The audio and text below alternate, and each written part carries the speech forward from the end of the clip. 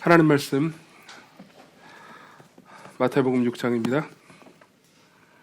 마태복음 6장 9절부터 13절 제가 봉독해 드리도록 하겠습니다. 마태복음 6장 9절부터 13절 하나님 말씀을 들으십시오. 그러므로 너희는 이렇게 기도하라. 하늘에 계신 우리 아버지여, 이름이 거룩히 여김을 받으시오며 나라가 임하시오며 뜻이 하늘에서 이루어진 것 같이 땅에서도 이루어지이다.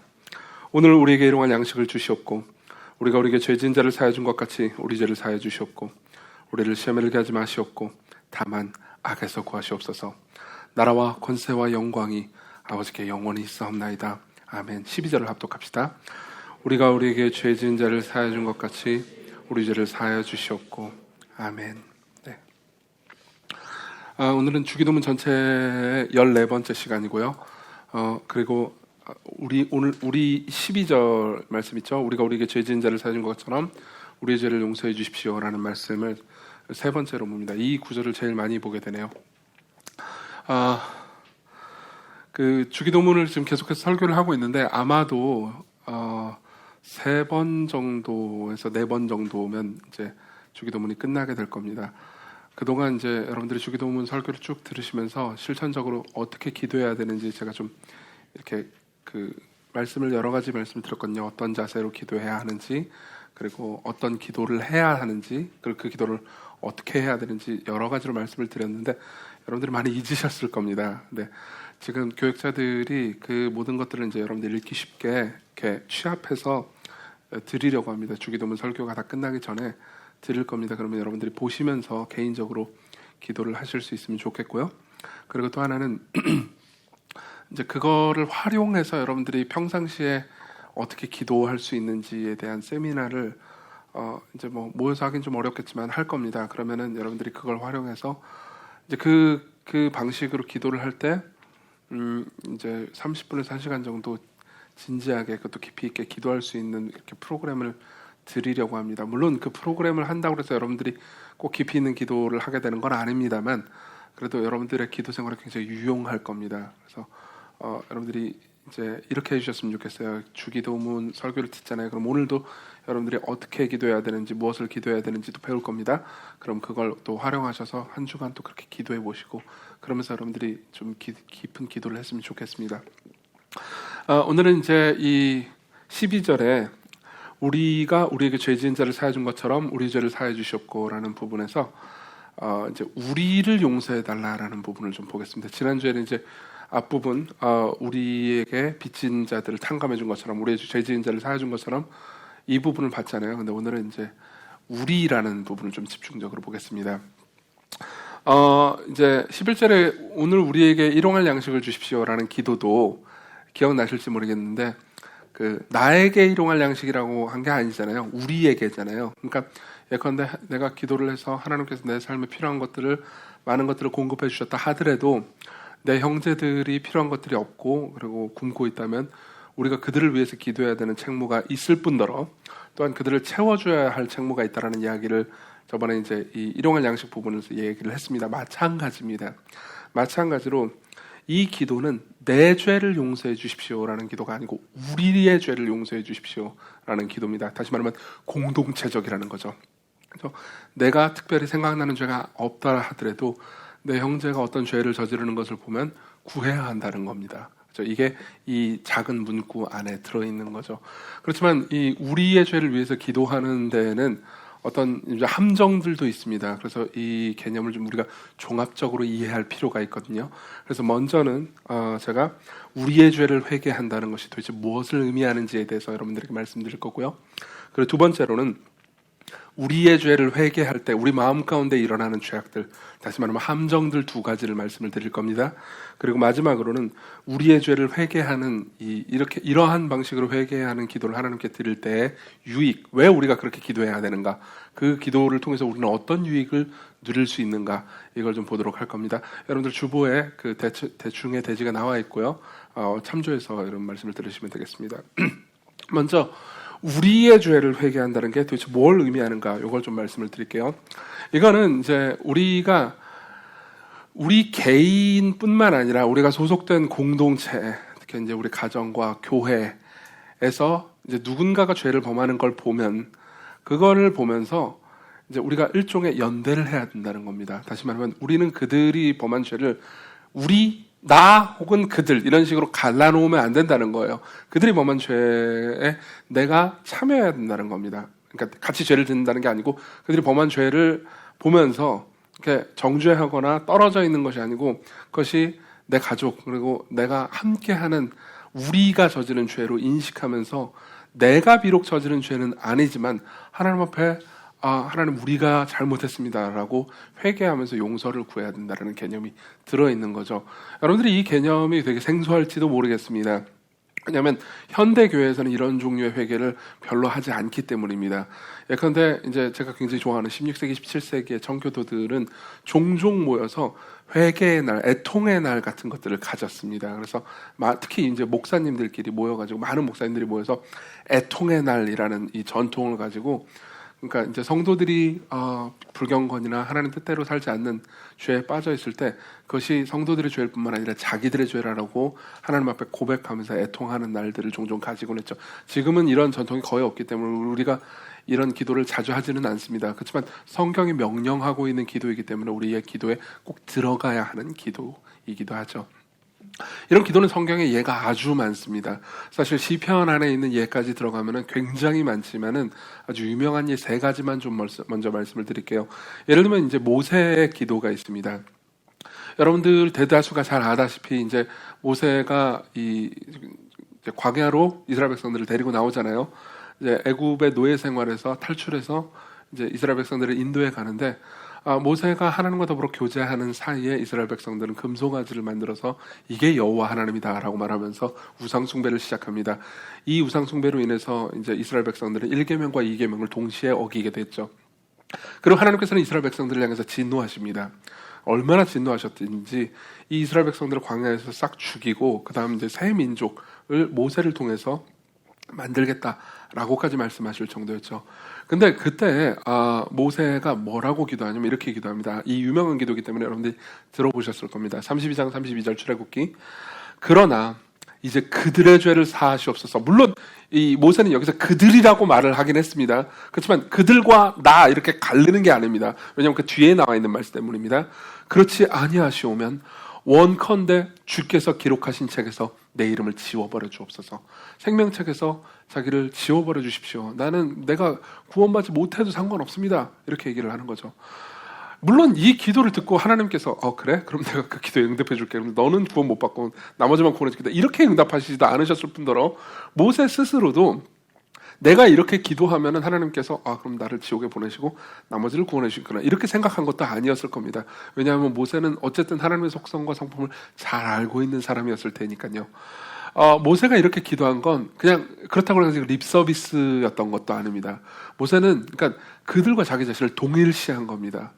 그들이 죄를 저질렀고 나는 그들이 죄를 저지르는 동안 따로 떨어져 있었어요. 그러니까 내가 저지른 죄는 아니잖아요. 그럼에도 우리가 저지른 죄라고 생각한 겁니다. 나는 그들과 하나고 그들과 연계되어 있다고 생각한 겁니다. 이게 바로 모세가 이런 기도를 했던 이유인 거죠. 이런 기도는 이 모세 이후에도 계속됩니다. 예를 들면은 우리는 이 다니엘의 기도를 생각해 볼 수도 있습니다. 다니엘 9장에 보면요, 다니엘이 하는 기도 중에 이런 게 있습니다.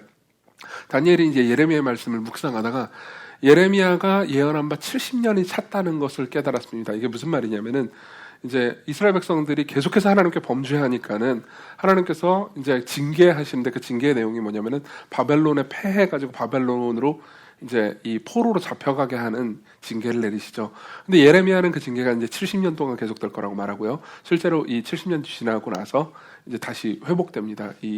이제 바벨론이 멸망하고요. 그러고 나서 그 이후에 이제 페르시아가 집권함으로써 다시 이스라엘 백성들은 이제 자기 땅 예루살렘 그 가나안 땅으로 돌아가게 되죠. 근데 이제 그 일이 일어나기 전에 다니엘이 이제 70년이 거의 찼다라는 것을 깨닫게 돼요. 그리고 나서 이제 그 70년 문제에 대해서 하나님 앞에 나아가 기도를 시작합니다. 뭐라고 기도하냐면 이렇게 기도합니다. 다니엘 9장 4절입니다. 읽어드릴게요. 내 하나님 여호와께 기도하며 자복하여 이르기를. 자복했답니다. 여기서 자복이라고 번역된 이 히브리어 단어는요, 보통 죄를 고백할 때만 쓰는 단어입니다. 자복하여 이르기를 크시고 두려워할 주 하나님, 주를 사랑하고 주의 계명을 지키는 자를 위하여 언약을 지키시고 그에게 인자를 베푸시는 이시여. 그 다음 뭐라고 말하냐면 우리는 이미 범죄하여 패역하며 행악하며 반역하여 주의 법도와 규례를 떠났사오며. 뭐라고 말합니까? 우리라고 말합니다. 자기를 포함시켜요. 근데 재밌는 건 뭐냐면 이건 다니엘 이전의 사람들이 저지른 죄입니다. 다니엘의 조상들이 저지른 죄에 대해서 고백을 하면서요, 저놈들이 저지른 죄 때문에 우리가 고생합니다라고 말하지 않습니다. 뭐라고 말하냐면 우리는 이미 범죄하여 패역하며 행악하며 반역하여. 지금 동사를 분사를 4개를 써가면서요, 뭐라고 말하냐면 끔찍한 죄를 우리가 하나님 앞에 계속 범했습니다라고 말하는 겁니다. 이미 그렇게 범했다고 말해요. 이건 다니엘이 저지른 죄가 아닙니다. 근데 다니엘은 마치 자기가 저지른 죄인 것처럼 슬퍼하면서 하나님 앞에 애통합니다. 이건 립서비스가 아니에요. 이건 하나님의 백성들 가운데 늘 있었던 기도입니다. 하나님의 백성들이 하나님 앞에 죄를 고백하는 기도를 할 때는요, 자기 자신의 죄뿐만 아니라 공동체의 죄를 함께 슬퍼하면서 기도했습니다. 하나 예를 더 들어드리죠. 느헤미야입니다. 느헤미야도 똑같은 이야기가 있습니다. 느헤미야는 이제 그 페르시아의 수산성에서 근무하는 이제 일종 공무원이었습니다. 공무원이었는데 이제 하나님께서 아까 다니엘의 기도를 응답하셔서 다시 이스라엘 백성들을 돌려보내시거든요. 근데 예루살렘에 돌아간 백성들이 거기서도 하나님 앞에 죄를 범하고 또 하나님의 징계를 받으면서 이제 성문이 불타고, 그리고 그들이 비참한 상황에 처해 있다라는 소식을 느헤미야가 듣습니다. 그 느헤미야가 잘못한 게 아니에요. 그런데도 느헤미야는 이렇게 기도합니다. 좀 길지만 인용해 드릴게요. 느헤미야 1장 5절입니다. 이르되 하늘의 하나님 여호와 크고 두려우신 하나님이여, 주를 사랑하고 주의 계명을 지키는 자에게 언약을 지키시며 긍휼을 베푸시는 주여, 간구하나이다. 이제 주의 종들인 이스라엘 자손을 위하여 주야로 기도하며 우리 이스라엘 자손이 주께 범죄한 죄들을 자복하오니. 자기가 저지른 죄가 아니에요. 근데 우리라고 말하면서 자기를 거기에 포함시킵니다. 계속 읽어드릴게요. 주는 귀를 기울이시며 눈을 여시사 종의 기도를 들으시옵소서. 나와 내 아버지의 집이 범죄하여 주를 향하여 크게 악을 행하여 주께서 주의 종 모세에게 명령하신 계명과 율례와 규례를 지키지 아니하였나이다. 이렇게 말합니다. 그렇죠? 이러한 기도는요, 느헤미야나 모세나 다니엘뿐만 아니라 여러분들 시편을 보시면 무수히 발견할 수 있습니다. 보통 이제 우리나라 말은 복수 단수에 이렇게 민감하지 않잖아요. 뭐 우리라고 했든 나라고 했든 그렇게 그 둘을 우리가 민감하게 받아들이고 구분하지 않습니다. 그러다 보니까는 이제 우리가 시편을 읽어도 뭐 이게 개인의 죄를 고백하는 건가 보다 이렇게 생각하기 쉬워요. 왜냐하면 우리가 보통 하는 기도는 개인의 죄만을 고백하는 거니까요. 그렇죠? 그러다 보니까는 그런 것들을 보면서 그냥 이렇게 건너뛰기 쉬운데, 여러분들이 나중에 시편을 찬찬히 그리고 주의 깊게 읽어보잖아요. 그러면은 이 이스라엘 백성들의 죄를 고백하는 기도뿐만 아니라 누군가 타인의 죄를 가지고 슬퍼하면서 고백하는 기도들이 굉장히 많이 나옵니다.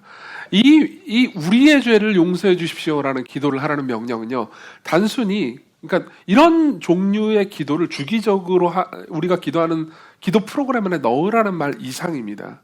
아까 처음 말씀드렸듯이, 그러니까 나와 그들, 혹은 뭐 예를 들면 교회에 어떤 사람이 죄를 저질렀습니다. 누가 죄를 저질렀어요? 그걸 보면서 쟤는 죄를 저질렀네, 쟤는 신앙생활을 똑바로 못하네, 쟤는 문제가 있네, 그러면서 나와 그를 갈라놓는 방식으로 대하지 말라는 겁니다.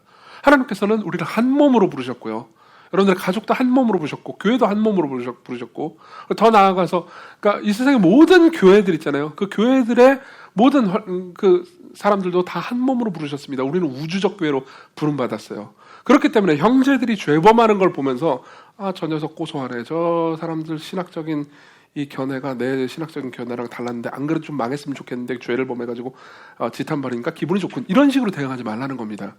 그렇죠? 여전히 나와 그들을 갈라놓고 있으니까요. 무슨 말인지 이해하실 거라고 생각합니다. 이거 좀 더 이해하기 쉽게 예를 좀 더 들어드리죠. 좀 극단적인 예를 드는 게 좋을 것 같습니다. 예컨대 여러분 여기 계신 분들 중에서는 이제 일부 때는 많았지만 여기 계신 분들 중에서는 부모가 별로 없죠, 그렇죠? 부모가 별로 없지만 여러분들이 상상할 수 있을 겁니다. 여러분들이 자식이 있는데 그 자식이 어떤 잘못을 저질렀다고 합시다. 그러면요, 그 잘못을 저지른 걸 보면서 저는 나와 그런 식으로 갈라놓기 힘들 겁니다.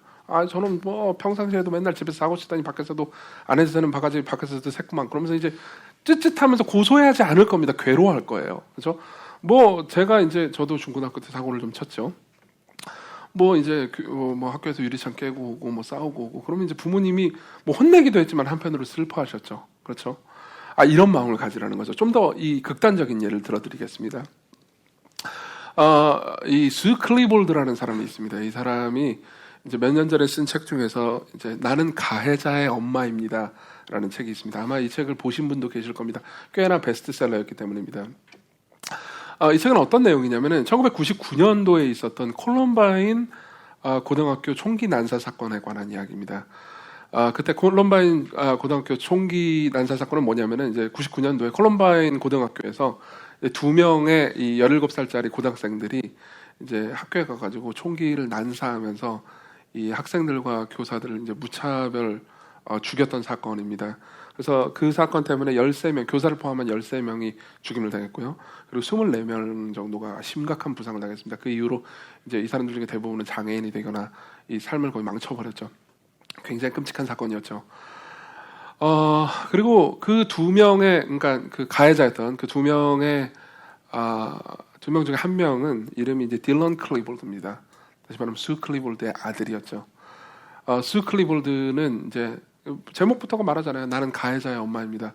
그 자기 아들이 저지른 끔찍한 죄를 마주한 사람인 겁니다. 여러분들 그 책을 보신 분이 계신지 모르겠는데 저는 처음에 이제 그 책을 보고 기분이 굉장히 나빴습니다. 이제 약간 막 베스트셀러에 올라와 있더라고요. 그래가지고 이게 약간 그런 강박증이 있거든요. 베스트셀러면 왠지 사야 될 것 같은 느낌 있잖아요.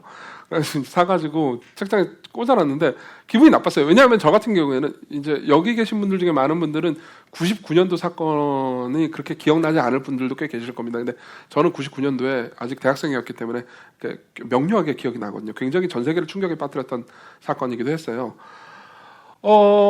그래서 그 사건을 어느 정도 기억하고 있는 데다가 그 책이 이제 그 표지가 보면은 그 딜런 클리볼드 있잖아요. 그 가해자죠. 살인마죠.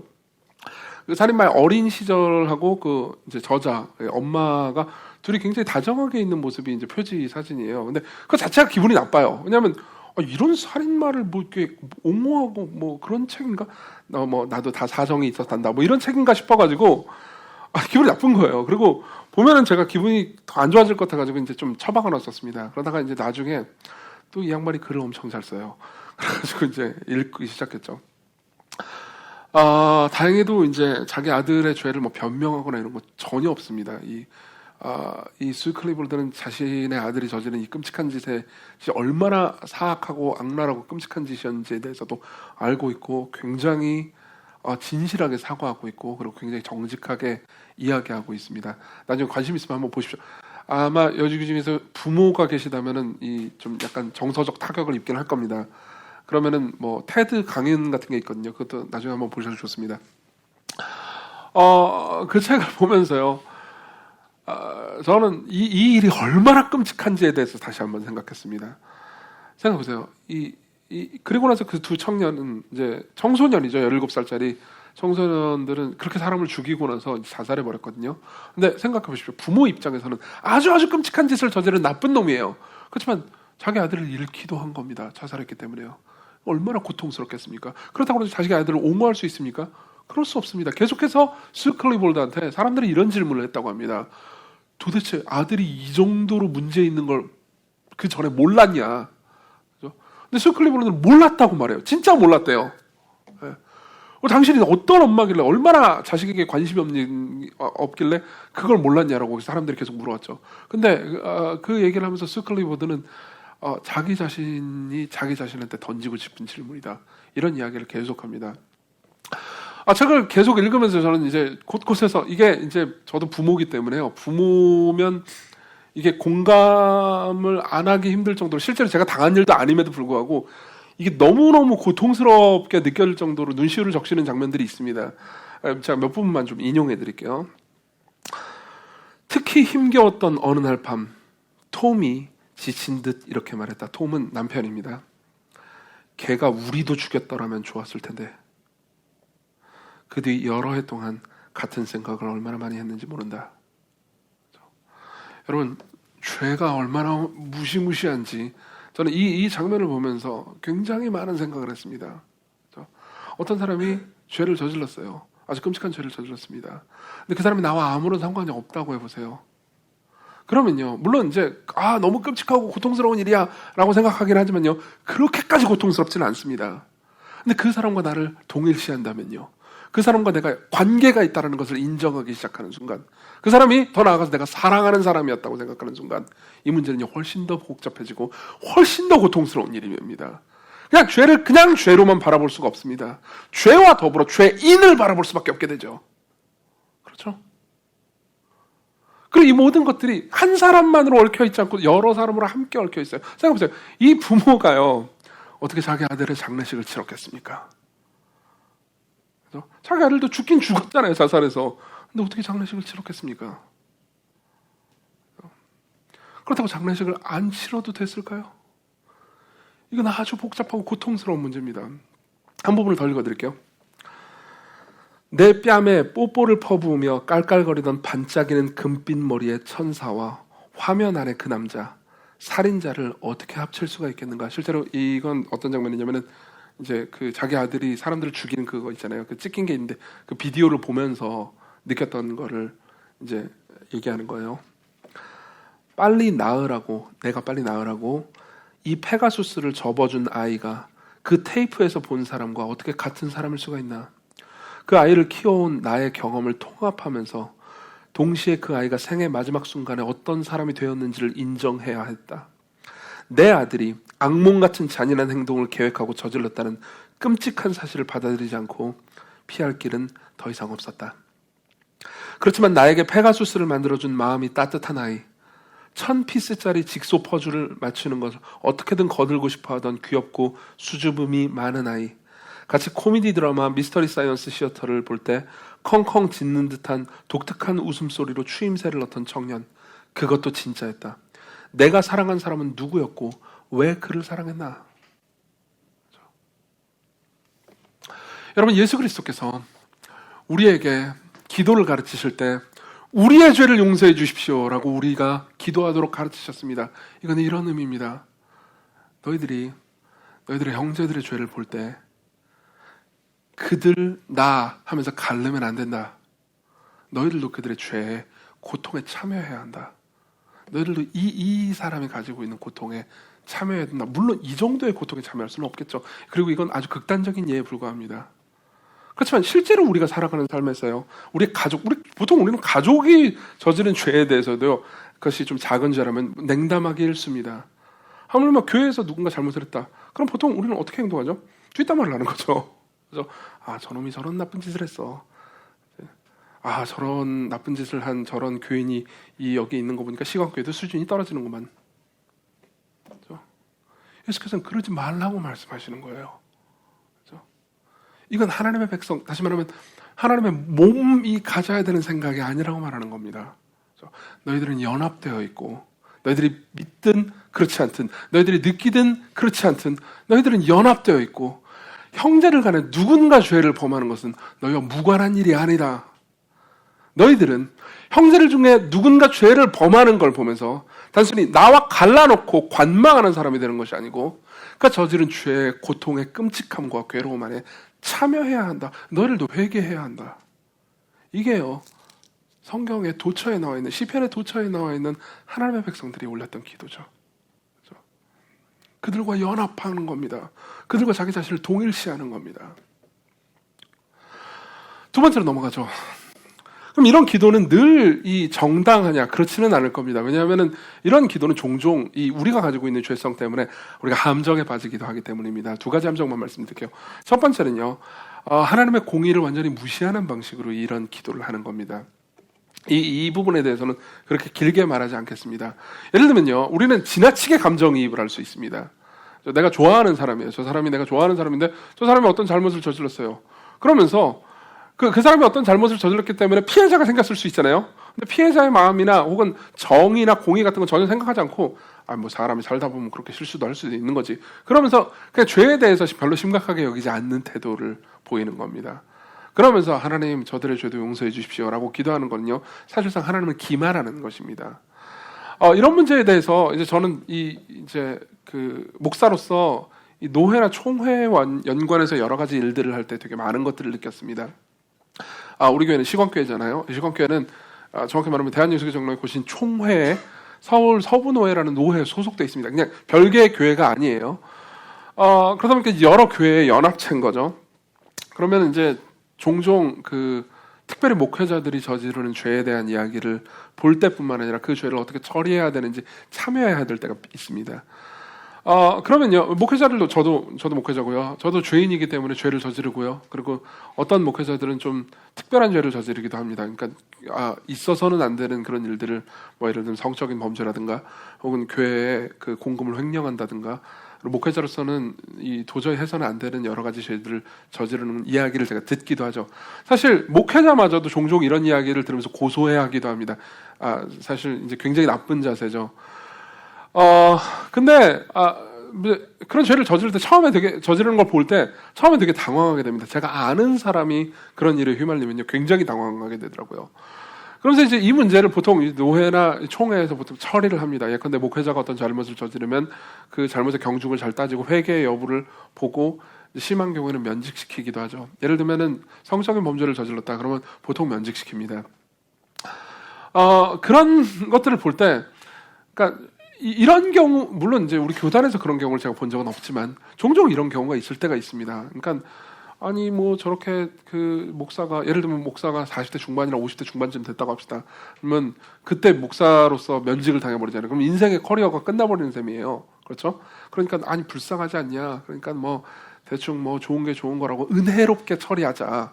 사실 그게 은혜로운 게 아니에요. 그러면서 이제 대충 넘어가는 경우도 있을 수 있죠.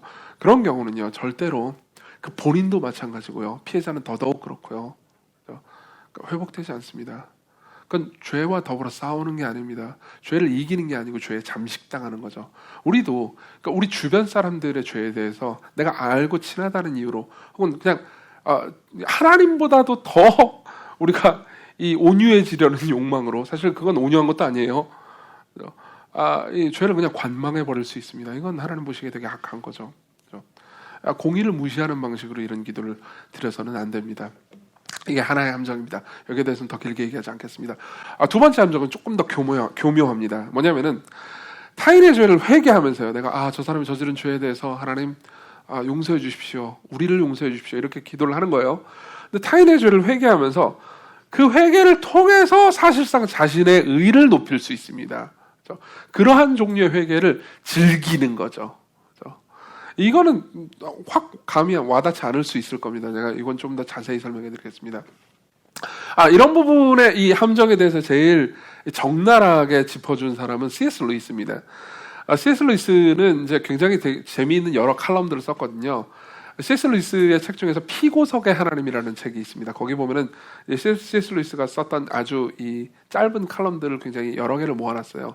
그 중에 보면 어떤 칼럼이 있냐면은 이제 국가적 회개의 위험성이라는 이 칼럼이 있습니다. 국가적 회개의 위험성. 이제 영국 같은 경우에는, 물론 이제 영국도 세속 국가이긴 하지만 C.S. 루이스는 영국 사람입니다. 영국이 세속 국가이긴 하지만 그럼에도 이제 기독교 문화가 어느 정도 많이 남아 있어요. 그리고 영국 국교회가 있잖아요. 그러니까 게다가 영국 국교회에서 제일 높은 사람은 이 국가적으로도 의전 순위에 들어갈 정도로 이제 공무원 취급을 받습니다. 그러다 보니까 이제 국가적 회개의 날이라는 게 있어요. 1년에 한 번씩 있는. 그래서 이제 그때는 이제 교회 사람들이 모여가지고 우리 나라가 저지른 죄가 이런 거고 하나님 우리를 용서해 주십시오, 이런 종류의 이제 회개 기도를 하는 거죠. 처음에 제정됐을 때는 굉장히 좋은 이 취지로 제정이 됐었을 겁니다. 근데 이제 이런 것들을 보면서 C.S. 루이스가 경고를 날립니다. 제가 읽어드릴게요. 젊은이들에게 잉글랜드의 외교 정책을 회개하라고 하는 것은 실제로는 자신이 아니고 이웃의 행위를 회개하라는 뜻입니다. 외교부 장관이나 강요 장관은 이웃이 분명하기 때문입니다. 무슨 말인지 설명해 드릴게요. 생각해보세요. 다 같이 모여가지고 하나님, 우리 영국이 외교를 개판으로 했습니다.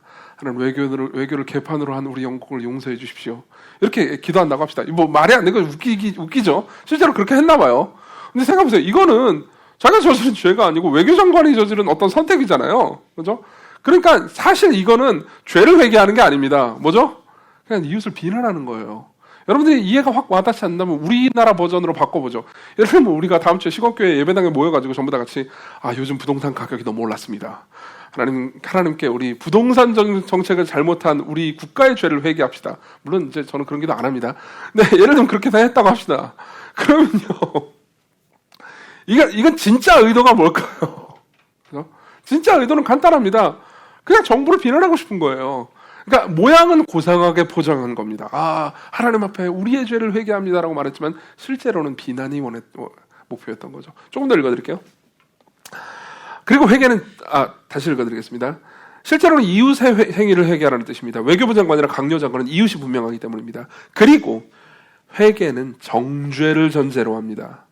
그러므로 국가적 회개의 으뜸가는 치명적 매력은 우리 자신의 죄를 회개하는 괴로운 일에서 벗어나 다른 사람의 행위를 슬퍼하는, 그러나 우선 비난하는 쾌적한 일에 참여할 수 있다는 점입니다.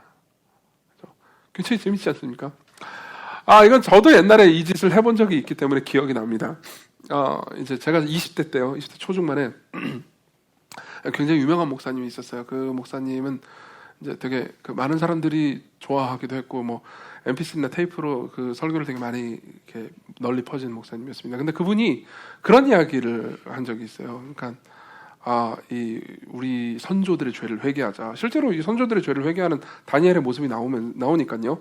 선조들의 죄를 회개하자. 근데 우리가 이 옛날에 장로교회가 신사참배를 결의하지 않았냐. 그래서 이제 국가적으로 이 장로교회 전체가 우상숭배를 했는데 이거 한 번도 회개한 적이 없다. 우리 다 같이 모여서 이 젊은이들이 모여서 회개를 하자. 그런 거예요. 그래서 저는 이제 그때 공명심이 굉장히 강하기 때문에 맞다. 이 국가의 죄를 회개해야 된다. 그래가지고 20대 초반인 제가, 저는 그 죄를 저지른 적이 없어요. 당연하죠. 70년대생이니까요. 그죠? 그 죄를 저지른 적이 없는데 신나가지고 갔습니다. 그래서 이제 뭐 2시간 정도 회개 기도 시간이 있는데 1시간 찬양하고 1시간 기도하는데 열심히 앞에서 소리 높여가지고 크게 소리 질러가면서 기도를 했죠. 그러고 나서 마음속으로 무슨 생각을 했는지 아십니까? 나올 때요. 뭔가 우쭐한 거예요. 뭔가 가슴이 펴집니다. 왜요? 뭘 왜긴 왜요? 나는 그 죄를 저지른 적이 없거든요. 근데 회개는 했잖아요. 그러니까 마음속에 어떤 생각이 들었겠습니까? 나는 그런 죄를, 사실 내가 저지른 죄도 아닌데 우리 조상이 저지른 죄를 애통해하는 느헤미야 같은 청년, 그렇게 된 거죠. 무슨 말인지 이해되십니까? 이건 아주 교묘합니다. 우리는 회개라는 것을 이용해서 자기를 높일 수 있습니다. 회개라는 걸 이용해서요, 내 교만에 먹이를 줄 수 있습니다. 그죠? 실제로 그 칼럼에 보면요, 좀 더 재미있는 이야기들이 계속 있습니다. 좀 더 읽어드릴게요. 여기 보면 이제 어떤 내용이 나오냐면요. 이 칼럼 너무 재미있기 때문에 나중에 꼭 읽어보십시오. 거기 보면 이런 얘기가 나옵니다. 예수께서 이런 말씀 하시잖아요. 그러니까, 너희들이 나를 따르려거든, 이제 부모나 형제나 자식이라도 미워하지 않으면 나를 따를 수 없다. 내 제자가 될 수 없다. 이렇게 말씀하시잖아요. 그 부분을 보면서 부모를 미워한다는 건 뭘 의미합니까? 그죠? 부모를 막 미워해도 된다는 걸 의미하는 게 아니잖아요.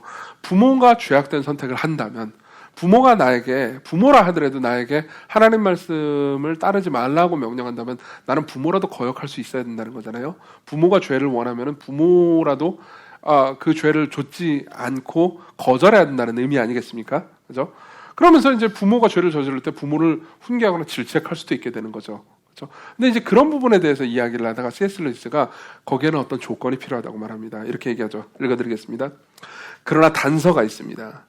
그동안 부모의 죄를 지적할 때 그동안 그가 착한 아들이었어야 했고 어머니를 꾸짖을 때는 번민과 싸워야 합니다. 그러면서도 그의 영적 열정이 어머니를 향한 강하고 지극한 효성을 뛰어넘는 상황이어야 합니다. 그가 어머니를 꾸짖는 일을 즐기고 있다고 의심되는 순간 그 광경은, 그러니까 어머니의 죄를 책망하는 광경은요, 그저 정 떨어지는 폐악으로 전락하게 됩니다. 이렇게 말합니다. 이해되시죠? 우리는 이런 기도를 하면서요, 오히려 나를 돌아보지 못할 수 있습니다. 성경은 그래서 이렇게 말합니다. 갈라디아서 6장 1절은 이렇게 얘기해 줍니다. 누군가 죄를 범할 때 이런 마음을 가지라고 말해요. 읽어드리겠습니다. 형제들아, 사람이 무슨 범죄한 일이 드러나거든, 다른 사람이, 우리의 형제 중에 누군가가 범죄하거든, 신령한 너희는 온유한 심령으로 그러한 자를 바로잡고 너 자신을 살펴보아 너도 시험을 받을까 두려워하라. 이해되시죠? 그렇죠? 그때 진심으로 애통해야 된다는 겁니다. 내가 저지른 죄가 아닌 다른 사람이 저지른 죄를 생각하고 하나님 앞에 나아가면서 하나님, 우리가 범죄했습니다 라고 회개하면서 기도하지만 그때 자기 자신을 돌아보아야 한다는 거죠. 그렇죠? 그래서 제가 여러분들한테 이렇게 말씀을 드리고 싶습니다. 실제로 이제 여기까지 원리고요. 이 원리를 여러분들이 기도로 옮겼으면 좋겠어요. 기도로 옮길 때 여러분들이 실제로 기도할 때 도움이 될 만한 기도문을 또 이게 찾아보니까 없더라고요. 그래가지고 제가 만들었습니다. 여러분 주보에 나와 있는데요. 여러분들 이 기도 꼭 이 기도문대로 기도하라는 의미가 아닙니다. 이 기도문을 참조해서 응용해서 여러분들의 방식으로 기도하시면 됩니다. 그래도 한번 읽어드리겠습니다. 하늘에 계신 우리 아버지, 지금 누구누구 형제가 혹은 자매가 혹은 우리 교회가 어떤 공동체가 어떠한 죄를 저질렀음을 제가 압니다. 물론 그가 죄를 저질렀기에 하나님을 노하게 하고 슬프게 했으며 그 죄로 인해 당신의 형상인 사람들이 고통을 겪었습니다. 그는 하나님의 진노와 저주를 받기에 합당합니다. 하지만 아들의 피로 그의 죄를 속죄하신 예수님, 그의 죄를 용서하여 주옵소서. 그리고 그가 속히 죄를 깨닫고 회개하게 하옵소서. 주께서 그에게 주실 마땅한 징계를 그가 달게 받게 하옵소서. 그러나 그를 시험에 빠지지 않게 보호하시고 사탄의 유혹에서 벗어나게 하소서.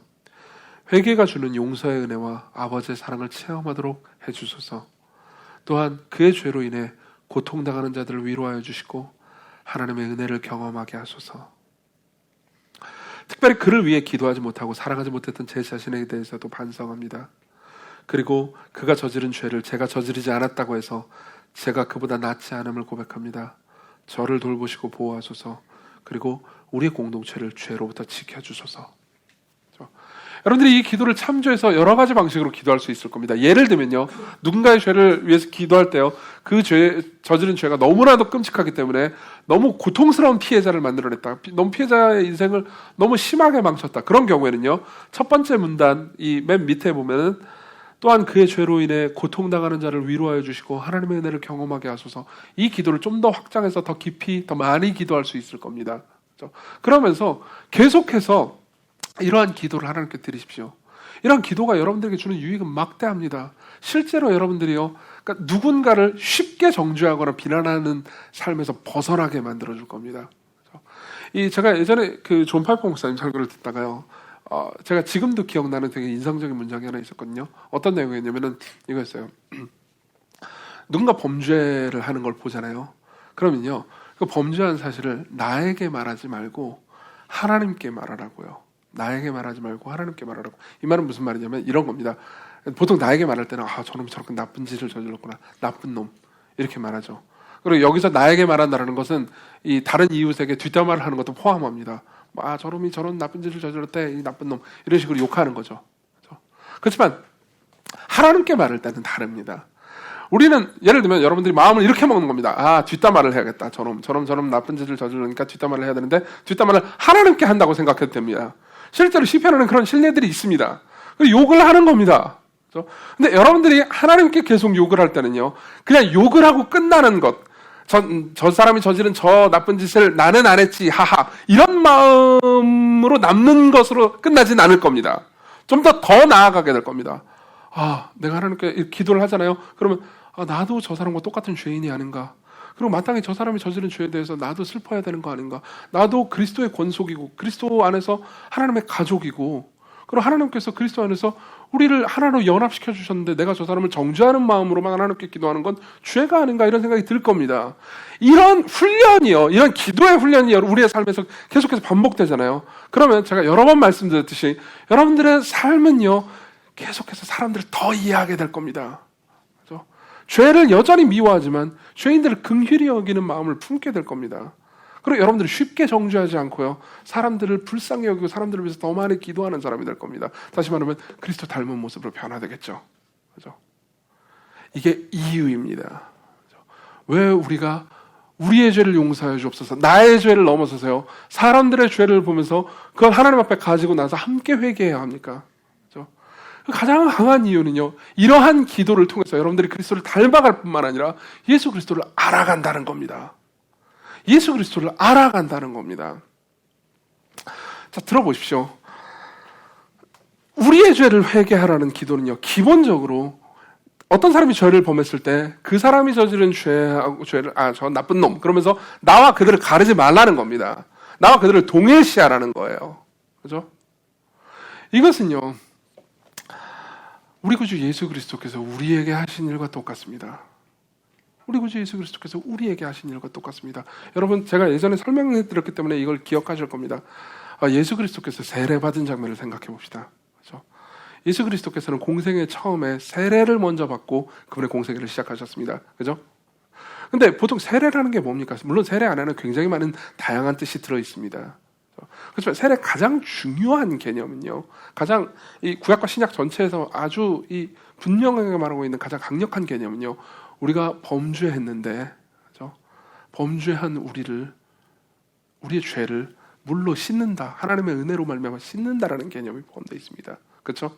그래서 세례 요한이 사람들에게 회개하라, 천국에 가까웠다 이렇게 말할 때요, 사람들은 자신의 죄를 깨닫고 자신의 죄를 세례 요한 앞에서 자복하면서요 세례를 받죠. 그렇죠? 내 죄를 씻어 주십시오. 내 죄를 씻어 주십시오. 이런 의미예요. 근데 세례 요한이 그렇게 막 세례를 주고 있는데요, 저 멀리서 예수님이 오십니다. 그리고 세례 요한은 당황할 수밖에 없죠. 왜죠? 예수님은 무죄한 분이었으니까요. 예수님은 무죄한 분이었으니까요. 죄가 전혀 없으신 분이 자기에게 오고 있는 겁니다. 그러면 당연히 세례 요한이 할 말은 무엇입니까? 당신이 내게 세례를 베풀어야 될 텐데 어떻게 나한테 당신이 오십니까? 이렇게 묻죠. 그러니까 예수께서 뭐라고 하시죠? 이제 허락하라. 이걸 이름으로써 모든 의를 이루는 것이 합당하니라. 아니라 무슨 말인지 아십니까? 그리스도께서 세례를 받으신 것은요, 그분이 죄인이기 때문에 세례를 받으신 게 아닙니다. 그분이 죄인처럼 취급받으시기 위해 세례를 받으신 거죠.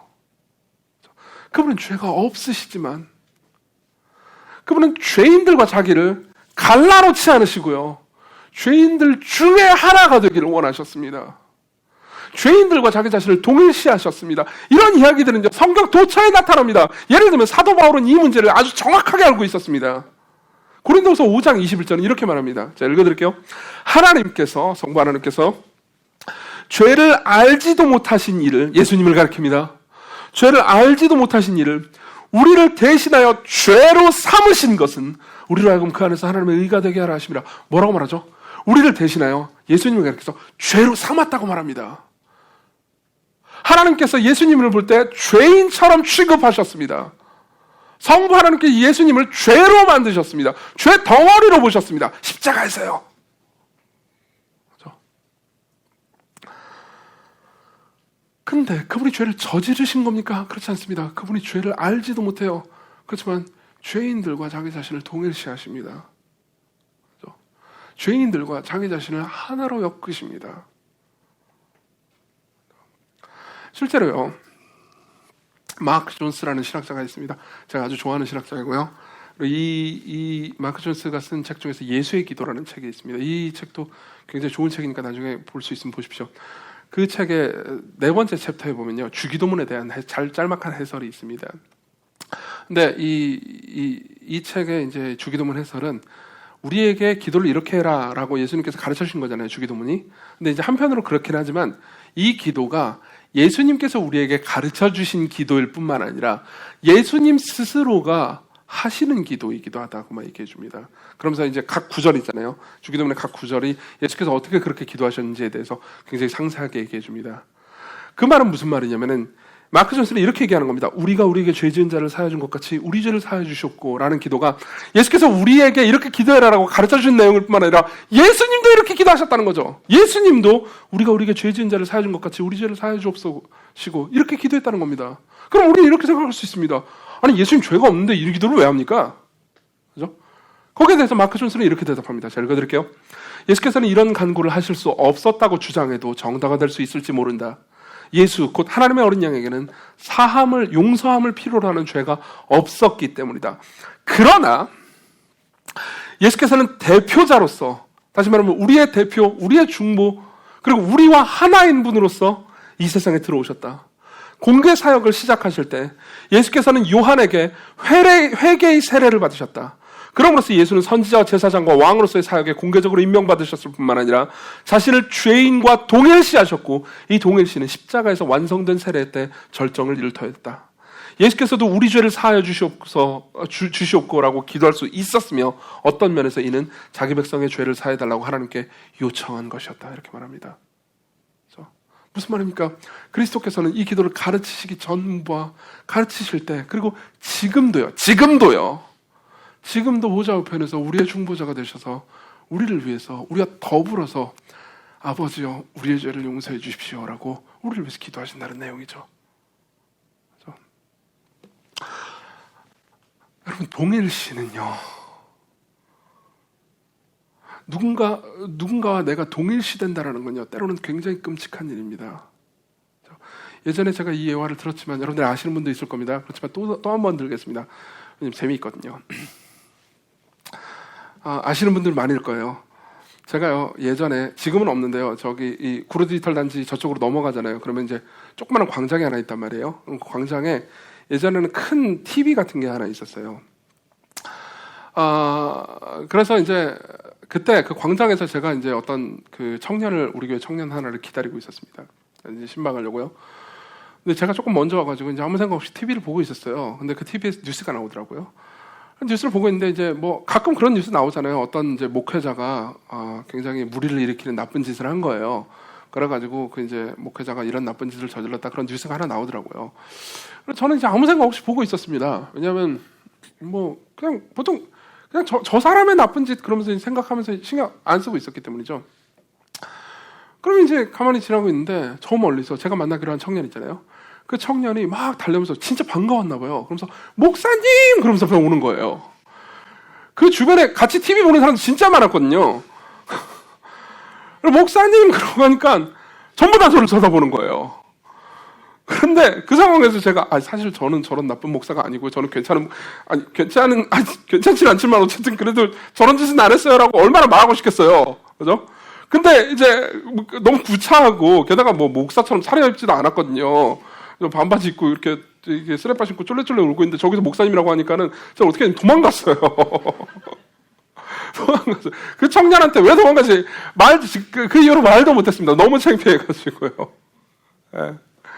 그죠? 왜 그랬을까요? 그 이후로 제가 청년들한테 밖에서 저를 목사님이라고 부르지 말라고 그래요. 부장님이라고 부르라고 합니다. 왜 그랬을까요? 왜 그랬을까요? 나는 저 사람하고 다르다는 거죠. 저 사람과 내가 동일시되는 게 끔찍한 겁니다. 그러나 그리스도께서는 이종규와 자기 자신을 동일시하셨어요. 그리스도께서는 여러분들과 자기 자신을 동일시하셨습니다. 그분이 여러분들과 더불어 여러분들과 함께 우리의 죄를 용서하여 주십시오. 우리가 우리에게 죄진들을 사해준 것 같이 우리 죄를 용서해 주십시오라고 기도하십니다. 여러분, 이 기도가 예수님께 한다고 생각해 보십시오. 예수님께서 이 기도를 한다고 생각해 보십시오. 딱 들어맞지 않습니까? 예수께서는 우리의 죄를 용서해 주셨습니다. 그렇죠? 그리고 더불어서 그분은 죄를 지으신 적이 없지만, 그분은 완벽하게 무죄하시지만 우리의 죄를 용서해달라고 우리와 자기 자신을 동일시하십니다. 바꿔서 말해볼까요? 우리가 범죄할 때요, 예수께서는 저 나쁜 놈들 아직도 또 죄를 짓네, 이렇게 생각하시는 것이 아니고요, 수 클리볼드처럼 생각한다는 거죠. 수 클리볼드가 자기 아들이 그 끔찍한 죄를 저질렀을 때 어떤 심정이었을까요? 그리스도께서도 우리가 범죄할 때 단순히 정죄하시는 것이 아니고 그 이상으로 긍휼히 여기십니다. 그 이상으로, 이런 표현을 써도 되는지 모르겠는데, 슬퍼하십니다.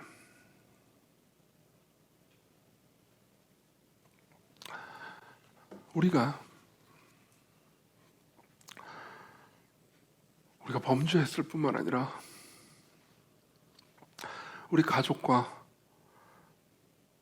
우리의 성도들이, 교회 공동체의 사람들이 범죄한 것을 볼 때 우리가 그것을 정죄하지 않고 가지고 가서 하나님 앞에 우리의 죄를 용서해달라고 구할 때 우리는 그리스도께서 우리를 어떠한 방식으로 사랑하셨는지 더 알아가게 될 겁니다. 더 알아가게 될 겁니다. 여러분들은 그리스도를 닮아가게 될 겁니다. 그리스도께서, 그 위대한 분께서 우리 같은 죄인들과 어떠한 사랑으로, 어떠한 긍휼로 자기 자신을 동일시하셨는지 안다면, 여러분들이 그 사랑을 더 깊이 알아간다면 여러분들의 가족과 성도들을 대하는 태도가 달라지기 시작할 겁니다. 그리스도께로 오십시오. 그분이 어떠한 일을 행하셨는지 여러분들을 위해서 어떠한 기도를 올리셨으며 어떠한 중보로 여러분들을 사랑하셨는지 생각하십시오. 기도합시다.